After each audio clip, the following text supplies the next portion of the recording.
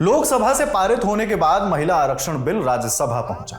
एक दूसरे पर खूब हमला। विपक्ष ने सरकार की टाइमिंग को लेकर नियत पर सवाल खड़े किए तो जेपी नड्डा ने साफ साफ कह दिया कि इसीलिए उस तरफ बैठे हैं। लेकिन इन सब के बीच एक तस्वीर आई, गृह मंत्री अमित शाह की तस्वीर। इतनी खुशी कि आप भी सोचेंगे कि भाई संसद में हुआ क्या था। रुकिए सब कुछ बताएंगे। दरअसल हुआ कुछ यूं कि राज्यसभा में जेपी नड्डा का संबोधन चल रहा था। संविधान 128 में संशोधन विधेयक 2023 यानी महिला आरक्षण बिल को लेकर बात हुई कि आज अगर आप बिल पास करते हैं तो 2029 में महिला आरक्षित महिलाएं हमारी सांसद बनकर आ जाएंगी। ये बात पक्की है। जेपी नड्डा की इस बात पर जहां सत्ता पक्ष तालियां पीट रहा था, वहीं विपक्ष में खुसफुसाहट शुरू हो गई। सभापति जगदीप धनखड़ ने जेपी नड्डा को बीच में रोक दिया। कहा कि विपक्ष 1 मिनट के लिए इंटरवीन करना चाहता है। नेता प्रतिपक्ष मल्लिकार्जुन खड़गे खड़े हो गए। मैं एक कबीर का दुआ सुनाता हूं, कल करने का आज करो, आज करने का अब करो, और फिर तो पल में प्रलय होगा तो फिर करेंगे कब, पल में प्रलय होगा तो फिर करेंगे कब। जेपी नड्डा फिर जवाब के लिए खड़े हुए। उन्होंने कहा कि भारतीय जनता पार्टी का इरादा स्कोर करने का नहीं और ना ही किसी तरह का राजनीतिक फायदा चाहते हैं। बातें आगे बढ़ी, विपक्ष ने हंगामा किया तो जेपी नड्डा ने फिर विपक्ष को कड़वी बात कह दी। ऐसा है आप लोगों ने ये जो नो कर रहे हैं ना, इसीलिए आपको उधर बैठा दिया क्योंकि शासन करने नहीं आया। अब उस तस्वीर और पूरे किस्से पर आते हैं जिसके जवाब का इंतजार आपको बेसब्री से है। जेपी नड्डा ने कुछ नाम गिनाए। बात लिस्ट पर हो रही थी, वही लिस्ट जिसका केरल के वायनाड से कांग्रेस सांसद राहुल गांधी ने 20 सितंबर को महिला आरक्षण बिल के दौरान खूब जिक्र किया था लोकसभा में। भारत सरकार चलाने वाले प्रमुख 90 सेक्रेटरीज पर जेपी नड्डा ने जवाब दिया।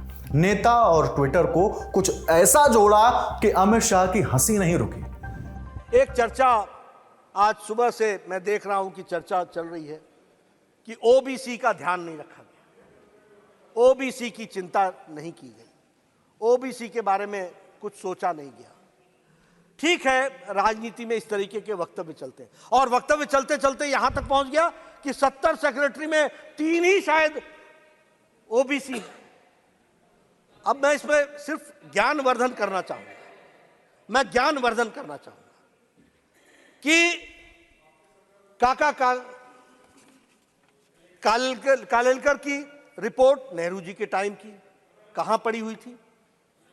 मंडल कमीशन इंदिरा गांधी जी के टाइम पर, राजीव गांधी जी के टाइम पर कहां पड़ा हुआ था, क्या हुआ उसका, क्या कर पाए उसको। 1992 में सुप्रीम कोर्ट ने कहा कि आप सर्विसेज में ओबीसी को रिजर्वेशन दीजिए और 1995-96 में एससी, एसटी और ओबीसी कैटेगरी सर्विसेज में जुड़ी और ऑल इंडिया सर्विसेज में जुड़ी। अब आप बताइए कि आज सेक्रेटरी के एम्पैनलमेंट का जो कट ऑफ ईयर है वो है 1992। जो सेक्रेटरीज हैं वो 1992 बैच के नीचे के लोग हैं, पहले के लोग हैं। अब मैं आपसे पूछता हूं कि 2004 से 2014 तक कितने सेक्रेटरी ओबीसी थे और कहां थे वो ओबीसी के सेक्रेटरी, किस क्राइटेरिया में थे, जरा हमको इसका ज्ञानवर्धन कीजिए। देखिए, मैं बार बार बोलता हूं, लीडर को लीडर बनना पड़ेगा, ट्यूटर से नहीं चलता काम। ये ट्यूटर्ड स्टेटमेंट से नहीं चलता है काम। तो ये थी इस तस्वीर की कहानी। संसद में खिलखिलाहट, गुस्सा, सवाल जवाब।